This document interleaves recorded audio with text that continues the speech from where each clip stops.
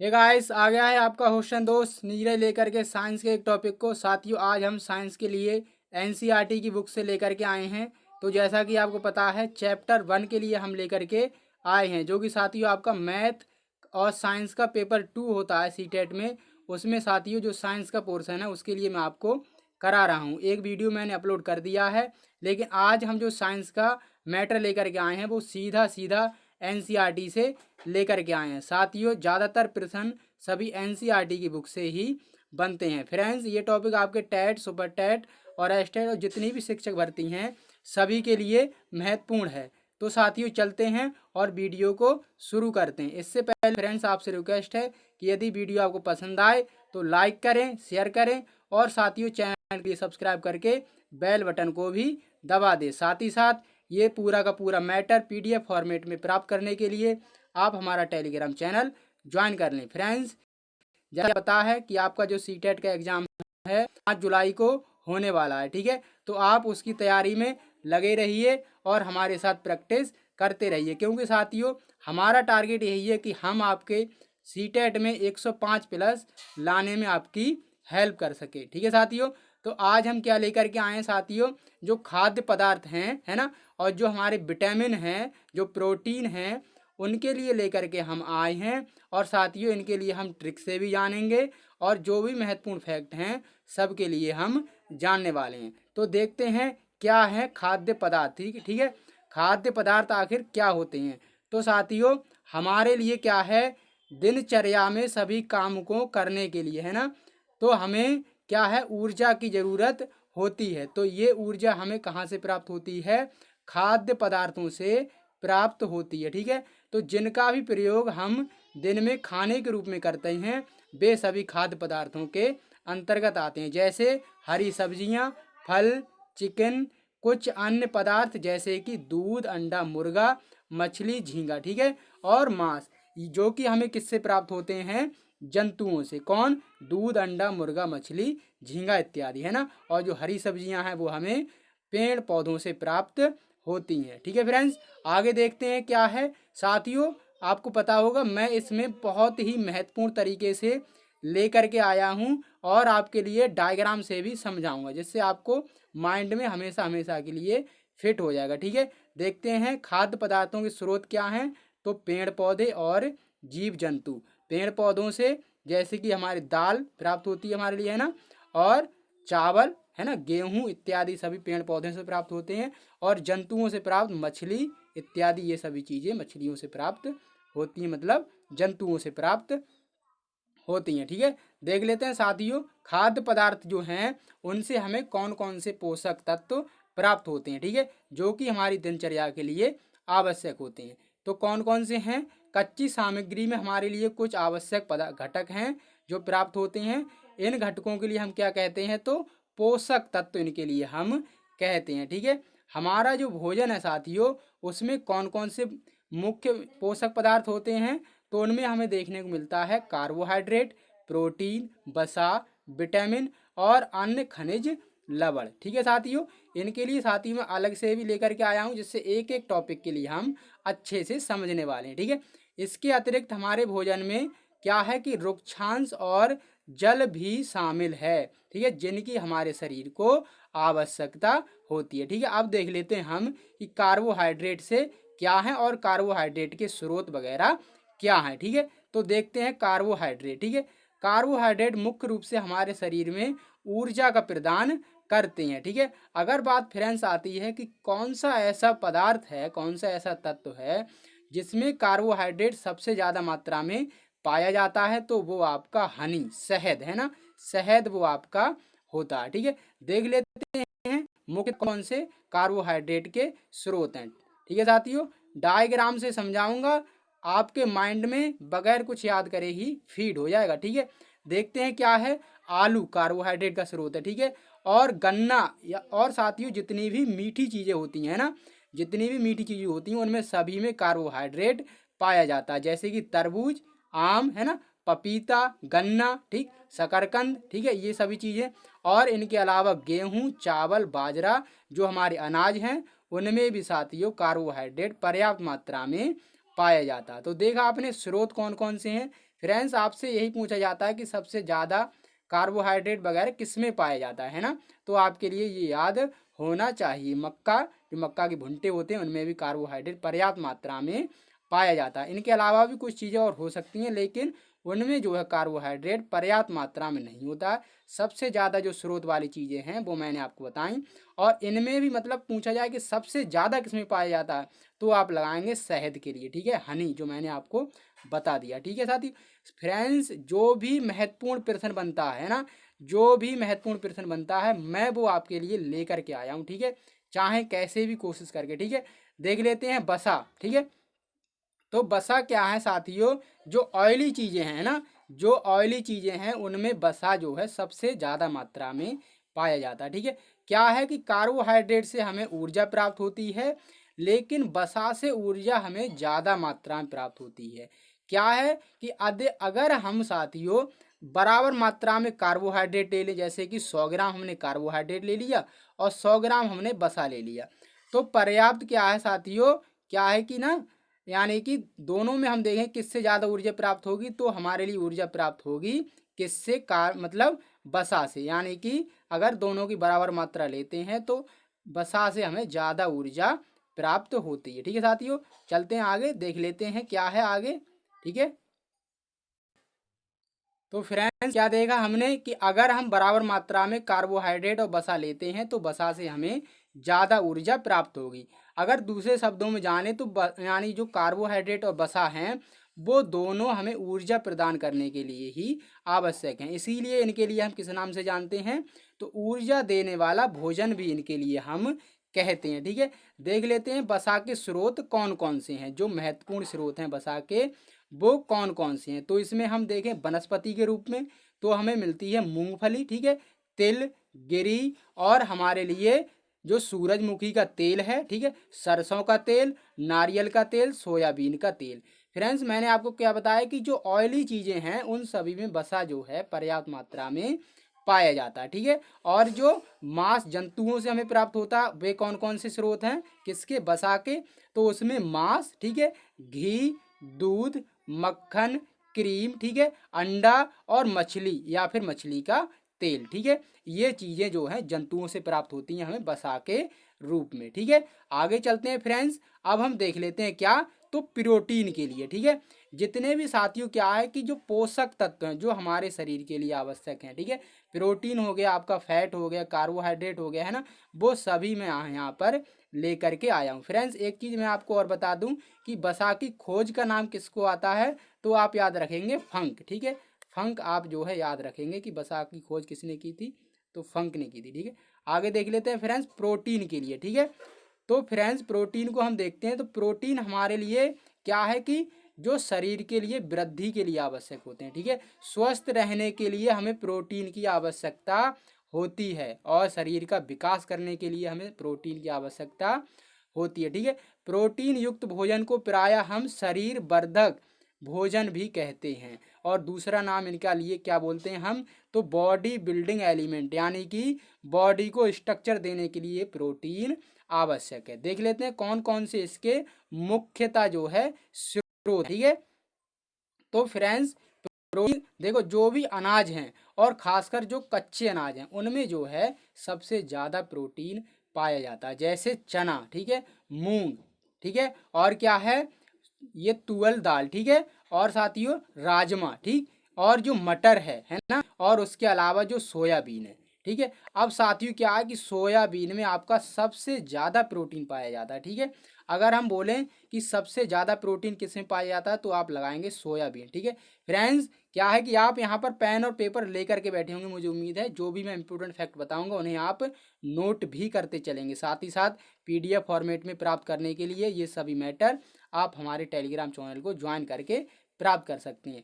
Friends आपको ये भी बताना है कि आपको वीडियो कैसी लगी, और फ्रेंड्स आपको यही बताना है कि आगे हम क्या करें, और आपके लिए जो सुझाव हैं वो देने हैं जो कि आपके सीटेट की तैयारी को और भी ज़्यादा बेहतर बनाते हैं। क्या हम इसके लिए जारी रखें या फिर क्या है हम कुछ और लेकर के आएँ, ये आपको कमेंट सेक्शन में बताना है। क्या है फ्रेंड्स, और जो जंतु स्रोत हैं किसके, प्रोटीन के, उनमें हम देख लेते हैं, तो मांस, मछली, दूध, ठीक है, और अंडा, पनीर इत्यादि ये क्या हैं, ये जंतुओं से प्राप्त होने वाले प्रोटीन के स्रोत हैं। ठीक है, आगे देख लेते हैं विटामिन। ठीक है, अब साथियों बात आती है कि विटामिन आखिर किस काम के आती हैं, है ना। तो फ्रेंड्स विटामिन आती हैं आपकी रोगों से लड़ने के लिए, है ना। अगर हमारे लिए बीमारी हो जाती है तो हमारे कहीं ना कहीं विटामिन में कमी हो गई है हमारे शरीर में। ठीक है, तो क्या है कि विटामिन हमारे लिए रोगों से लड़ने की क्षमता देती हैं, इसीलिए विटामिन के लिए हम क्या बोलते हैं, प्रतिरक्षी एलिमेंट। ठीक है, क्या है देख लेते हैं आगे। तो साथियों विटामिन हमारी आँख, अस्थियों, दांत और मसूड़ों को स्वस्थ रखने में भी सहायता करते हैं। विटामिन की खोज किसने की थी, तो फंक ने। ठीक है, विटामिन की खोज किसने की थी, तो फंक ने विटामिन की खोज की थी। फ्रेंड्स आपको पता होगा विटामिन आपके दो प्रकार के होते हैं। ठीक है, दो प्रकार के आपके विटामिन होते हैं, कौन कौन से, बी और सी। कौन से हैं ये, जो जल में घुलनशील हैं। बी और सी आपके कौन से विटामिन हैं, जो जल में घुलनशील हैं। ठीक है, और जो साथियों जल में घुलनशील नहीं है यानी कि वो किस में हैं, तो ये आपके वसा में घुलनशील होते हैं। किसमें, वसा में। ये कौन कौन से हैं आपके, ए, डी, ई, के। फ्रेंड्स आपसे प्रश्न पूछा जाता है कि कौन सा विटामिन वसा में घुलनशील है या कौन सा विटामिन जल में घुलनशील है, तो आप याद रखेंगे इस टू के लिए क्या है, इसके लिए ट्रिक बनाएंगे आप एडेक। ठीक है, एडेक से आप याद रखेंगे और एडेक से आपको इजीली याद हो जाएगा। एडेक आप पढ़ेंगे इसके लिए, है ना।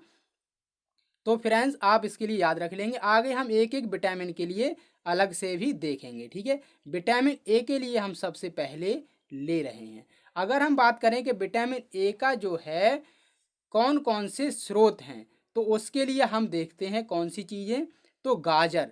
फ्रेंड्स गाजर के लिए आप स्पेशली याद रखें, क्योंकि गाजर एक ऐसा पदार्थ है, ऐसा तत्व है जिसमें क्या है, प्रोटीन मतलब विटामिन ए जो है सबसे ज़्यादा मात्रा में पाया जाता है। अन्य स्रोतों में हम देखें अगर, तो आम आपका, मछली का तेल, दूध, पपीता, ये चीज़ें आपकी विटामिन ए के स्रोत हैं। ठीक है, अगर हम बात करें साथियों विटामिन ए का केमिकल नेम क्या है, तो आप कहेंगे रेटिनॉल। ठीक है, और इससे अगर इसकी कमी हो जाए तो कौन सा रोग होता है, विटामिन ए की कमी से कौन सा रोग होता है, तो रतौंधी। कई बार प्रश्न पूछा गया है पेपर में आपके। ठीक है, और निकट दृष्टि दोष और दूर दृष्टि दोष। ठीक है, मायोपिया और हाइपरमेट्रोपिया ये इनके अंग्रेजी नाम होते हैं। ठीक है फ्रेंड्स, आगे देख लेते हैं हम विटामिन बी के लिए। तो विटामिन बी का अगर हम बात करें तो इसका केमिकल नाम हमें देखने को मिलता है थायमीन। ठीक है, और अगर विटामिन बी शरीर में कम हो जाए तो आपके रोग हो जाता है बेरी बेरी। ठीक है, बेरी बेरी आपका विटामिन बी से रोग हो जाता है। अब हम देख लेते हैं कि स्रोत आखिर विटामिन बी के क्या हैं। तो फ्रेंड्स इसमें आपको अनाज देखने को मिलते हैं जैसे कि चावल, आपका गेहूं और आपका जो क्या है यकृत, है ना।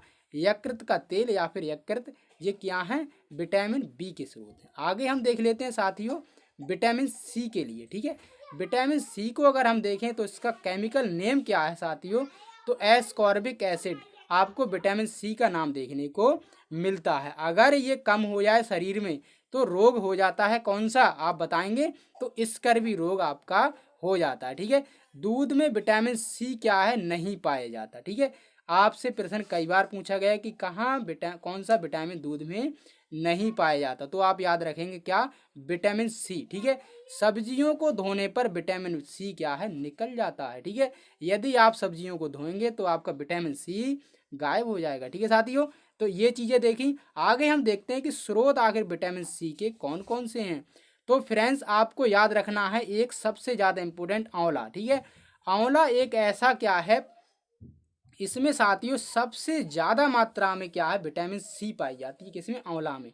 और जो भी साथियों खट्टी चीज़ें हैं, जो भी खट्टी चीज़ें हैं उनमें साथियों विटामिन सी पाया जाता है, जैसे नींबू, मिर्च, अमरूद, संतरा और टमाटर। ये चीज़ें साथियों विटामिन सी की अच्छी स्रोत हैं। अगर आपको विटामिन सी की कहीं ना कहीं कमी दिख रही है तो आप क्या करेंगे, इन चीज़ों की जो है क्या साथियों यूज में आप लेंगे। फ्रेंड्स विटामिन सी अगर कम हो जाता है तो शरीर में क्या है, थोड़ी कमजोरी आ जाती है। ठीक है, आगे हम देख लेते हैं साथियों विटामिन डी के लिए। तो विटामिन डी का रासायनिक नाम होता है कैल्सीफेरॉल। ठीक है, अगर विटामिन डी कम हो जाए शरीर में तो आपका रोग हो जाता है रिकेट्स इसके लिए हम सूखा रोग से भी नाम से भी जानते हैं। फ्रेंड्स, यहाँ पर मैं कोई भी बकवास लेकर के आपके लिए नहीं आया हूँ, जो सीधे आपके एग्जाम में पूछा जाता है वो ही लेकर के आया हूँ, और इस तरीके से जिससे कि आपके माइंड में फिट हो जाए। ठीक है, आगे क्या है, इसके स्रोतों में अगर हम देखें तो साथ ही कौन कौन से हमें देखने को मिलते हैं, अंडा, मछली, मक्खन, मांस और क्या, दूध। ठीक है, और फ्रेंड्स अगर हम बात करें विटामिन डी सबसे ज़्यादा किस में पाया जाता है, तो आप कहेंगे विटामिन डी सबसे ज़्यादा सूर्य की लाइट में पाया जाता है। फ्रेंड्स अगर हम बात करें कि सूर्य की लाइट भी कौन सी होती है, सुबह की या शाम की, तो हम बोलेंगे कि जो सुबह की सूर्य की लाइट होती है उसमें ज़्यादा विटामिन मिलता है। ठीक है, अब साथियों अगर हम बोलें कि क्या आपको विटामिन डी किस समय लेनी चाहिए, तो आप कहेंगे सुबह में। ठीक है, अब हम देख लेते हैं साथियों विटामिन ई के लिए। ठीक है, तो विटामिन ई का नाम हमें देखने को मिलता है केमिकल क्या, टोकोफेरॉल। ठीक है, टोकोफेरॉल विटामिन ई का रासायनिक नाम देखने को मिलता है। फ्रेंड्स हमारे कलर को मेंटेन करने के लिए कि कौन सी विटामिन की आवश्यकता होती है, तो विटामिन ई की आवश्यकता होती है। ठीक है, इसीलिए इसके लिए हम क्या, तो ब्यूटी विटामिन के नाम से भी जानते हैं। अगर भी क्या है कि विटामिन किसकी, ई की कमी हो जाती है तो नपुंसकता या फिर बांझपन रोग जो है हो जाता है, जो कि ज़्यादातर किसमें, मतलब जो है महिलाओं में देखने को मिलता है। अगर हम बात करें साथियों स्रोत की, तो स्रोत इसके क्या हैं, वनस्पति तेल में सबसे ज़्यादा पाया जाता है। ठीक है, और गेहूं और अनाज इसके क्या हैं, अन्य स्रोत हैं। यानी कि अगर प्रश्न आपसे पूछा जाए कि विटामिन ई सबसे ज़्यादा किस में पाया जाता है, तो आप कहेंगे वनस्पति तेल में। ठीक है साथियों, अब हम देख लेते हैं जो हमारा लास्ट विटामिन है, विटामिन के। ठीक है, क्या है फ्रेंड्स, अभी क्या है आपका थोड़ा सा वीडियो और बचा हुआ है, आप कहीं पर भी नहीं जाएंगे। क्या है इसका रासायनिक नाम, तो आप कहेंगे फिलोक्यूनोन। ठीक है, विटामिन के का रासायनिक नाम होता है।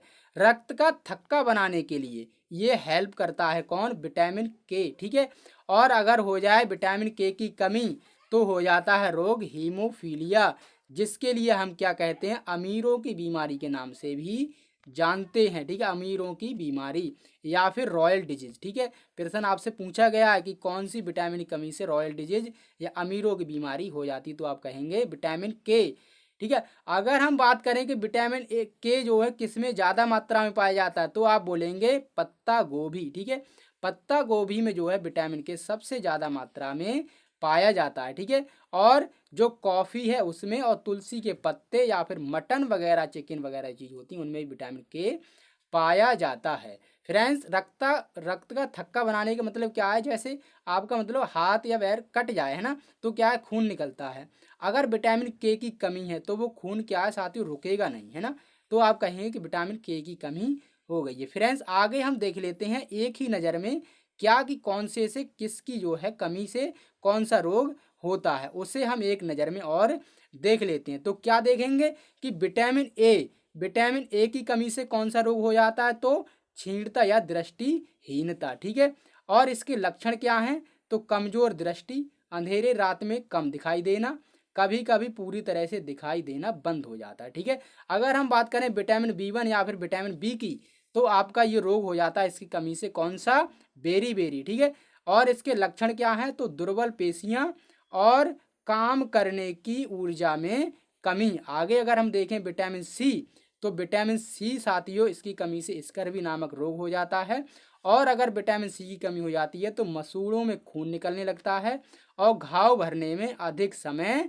लगता है। ठीक है, आगे हम देखते हैं विटामिन डी के लिए, तो विटामिन डी से आपका रिकेट्स नामक जो मैंने आपको बताया सूखा रोग है ना, वो हो जाता है। और क्या होता है कि अस्थियों का मुलायम होकर मुड़ जाती हैं, है ना, मुड़ जाना क्या है, विटामिन डी की कमी से होता है। आगे कुछ तत्व हैं, इनसे डायरेक्ट प्रश्न पूछा जाता है, तो इनसे साथियों क्या है कि मैं अलग से लेकर के नहीं आया, यहीं से आपका प्रश्न बन जाएगा, इसीलिए मैं इसके लिए लेकर के आया हूँ। क्या है कि कैल्शियम अगर कम हो जाए तो क्या हो जाता है, अस्थियां और दक दक यानी दंत क्षय आपका होने लगता है। ठीक है, कमजोर अस्थियां और दंत क्षय आपका जो है इसके लक्षण हैं। अगर हम बात करें आयोडीन की कमी से कौन सा रोग होता है, तो घेंगा आप जो बोलेंगे। ठीक है, इसके लिए अंग्रेजी नाम क्या है, तो गॉइटर। ठीक है, इसके लक्षण की अगर हम बात करें तो गर्दन की ग्रंथि का फूल जाना, ठीक है। बच्चों में मानसिक विकलांगता, ठीक है साथियों, यानी कि जड़ मानवता इसके लिए भी हम बोलते हैं। आप याद रखेंगे, अगर लोहा हो जाता है साथियों कम, तो लोहा अगर कम हो जाता है तो आपका रोग हो जाता है आरक्तता, ठीक है। इसका अंग्रेजी नाम क्या है? एनीमिया, आप याद रखेंगे, ठीक है। एनीमिया इसका अंग्रेजी नाम है, जो कि आपका पेपर में पूछा गया है, ठीक है। अगर हो जाता है एनीमिया तो कमजोरी शरीर में दिखने लगती है। फ्रेंड्स, जरूर बताएं कमेंट सेक्शन में कि आपको वीडियो कैसा लगा। ये वीडियो का साथियों एंड है। उम्मीद करता हूं कि आपके लिए यहाँ पर काफ़ी कुछ जानने को मिला होगा। फ्रेंड्स, यदि वीडियो पसंद आया है तो लाइक करें, शेयर करें। साथियों बने रहें हमारे साथ में। मिलते हैं अगली वीडियो में, तब तक के लिए धन्यवाद साथियों।